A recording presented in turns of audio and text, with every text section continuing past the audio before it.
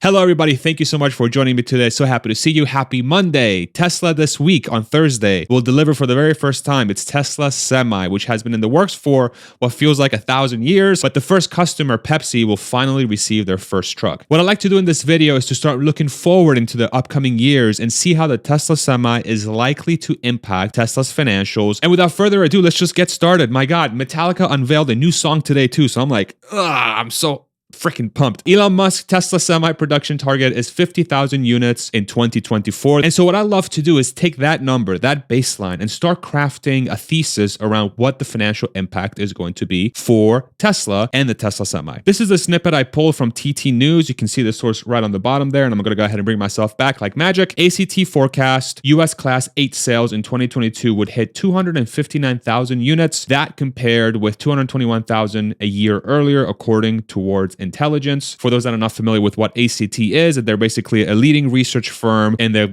Class 8 truck, in the heavy truck, the industry, to try and figure out how many trucks are going to be sold. So 259,000 trucks per year sold in the United States alone. And if we're going to take that 50,000 per year unit number by Tesla for their goal in 2024, that would represent a 22.5% United States market share. If we look at the other products that Tesla has unveiled, like the Model 3 and the Model Y in the United States, Model S, Model X, their total market share from the vehicle perspective is still upwards of 68-70%. So this 22.5% US market share for the trucks is not out of the question. And so when I'm trying to frame this 50,000 unit number for semi-trucks, it's well within the range of Tesla's current market share domination. And so naturally the question becomes, is 50,000 units really the ceiling, or is it really just a starter number for the later years? If we look at the total global market for Class 8 trucks, which is basically what the semi-truck is, the Tesla Semi, global Class 8 sales is roughly 2 million units per year. And I've tried my best to figure out if this number is real or not. I see 2.5 out there, 2.2, but I think about it this way to try and validate that number. If the United States population is 330 million and the developed world population, let's call it 8 billion people, which is about half of the total global population, the US would represent about 8.25% of that total developed global population. And if we assume a one-to-one relationship between population and how many Class 8 trucks there are in a country or region, then this implies roughly 3.15 million trucks sold globally each year, based off of that 259,000 yearly number in the United States. However, the United States is a big country, it's not very dense, and so semi-truck usage is likely much larger in the United States versus other countries. And so if I think about it that way, the 2 million per year number makes a lot more sense. If every country operated like the United States with their semi-truck market, then it'd be closer to 3 million, but to be conservative here, it likely makes a lot of sense that the 2 million global unit is correct. And thus, if we take that 22% market share and lower it by a little bit and say 20% market share Tesla will have in the semi-truck market of roughly 2 million Class 8 trucks per year, that's a ceiling of about 400,000 Tesla Semis sold each year. And so likely take 8 years to get the Tesla Semi to that level, which implies that Tesla could sell upwards of 400,000 semis per year by the year 2030. And so naturally, the next question becomes, how about price? How much will Tesla charge for these semi-trucks? Let's go ahead and play a clip from my conversation with Sandy Munro and Jordan Giesige about 2 weeks ago, specifically around this topic. Is it unreasonable to expect for Tesla to be able to make, charge about 200,000 to 300,000 for these things and make 50% plus margin on them, or are we thinking about this incorrectly? Gross margin, 50% gross margin. Yeah. Yes, sir. Yeah, I see no reason why they couldn't make that happen, because actually, here is Sandy explaining why Tesla could charge these prices and reach these margins. At the end of the day, gasoline, diesel fuel, all the stuff's going to go up and up. We have no choice. It has to go up. So is natural gas. We have no way of doing anything but that. And electricity is going to look like the golden opportunity from a business standpoint if you're a trucker.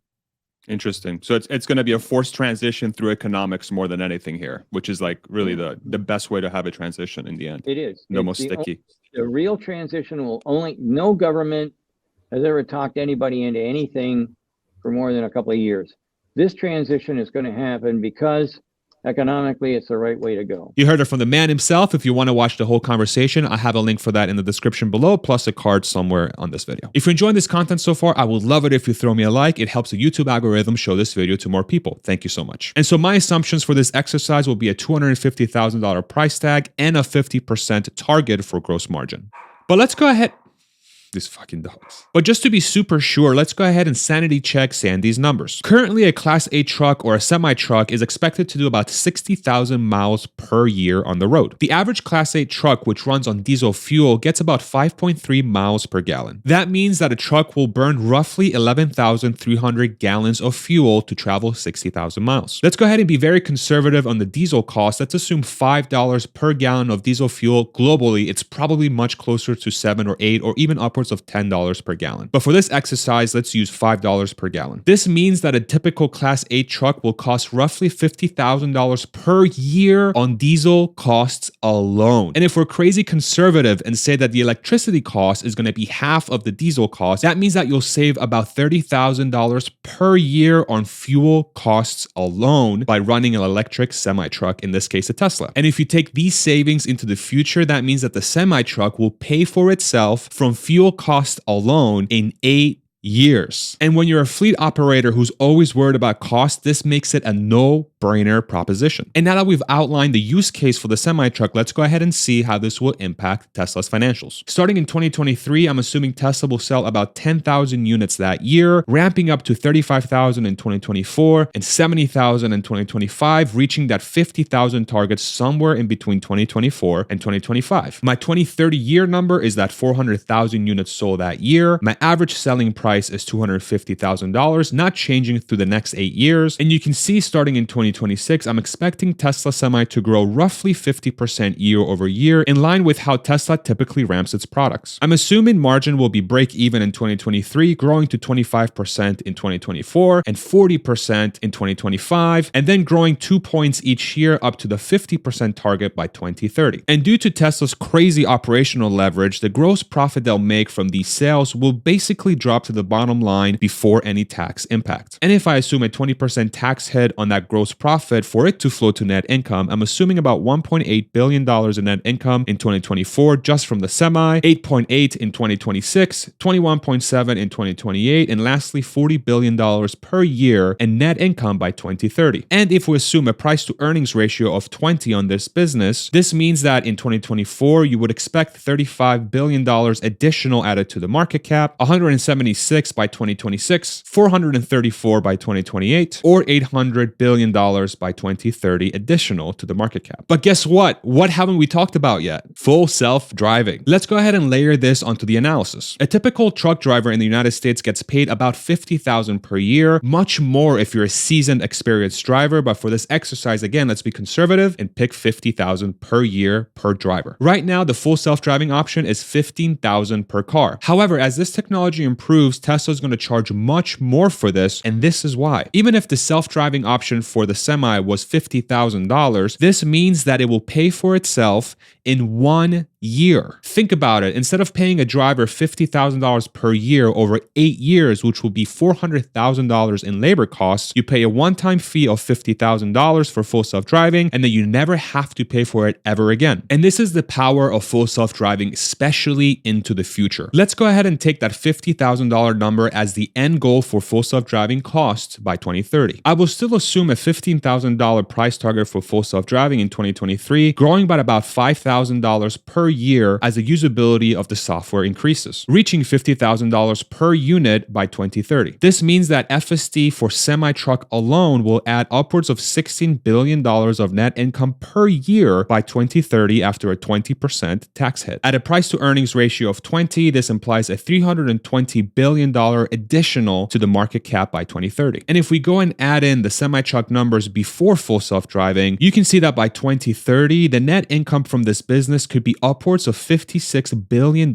per year. At a 20 price to earnings ratio, this is $1.12 trillion additional to the market cap. Another way of looking at this long-term impact on today's price is by using discounted cash flow. If I do a discounted cash flow model on 2030 earnings at 10% rate of return and assume a 20 price to earnings, it means that Tesla should add roughly $145 billion additional in market cap, which implies a 25% upwards move move in stock price given today's price. And so then the question becomes, has the market priced this in? Given the last year's performance of the stock market and Tesla specifically, I have a very tough time thinking that this is priced into the stock. However, don't listen to me for financial advice. This is how I think about the future potential of the company. I would love to hear your thoughts. What do you think about my approach? Do you think this is already in the stock? How are you thinking about the Tesla Semi? If you have some thoughts or some questions, drop them in the comment section below. And if you'd like to throw around some ideas in my private Discord or hear what my community has to say, consider becoming a patron by using the link in the description below. You can also support the channel by joining right here on YouTube, or if you'd like to support the channel by purchasing some merch like the one I have on right now, link for that in the description below as well. Thank you so much for watching, and we'll see you on the next one. Take it easy, everybody. Mwah. Love y'all. Bye-bye.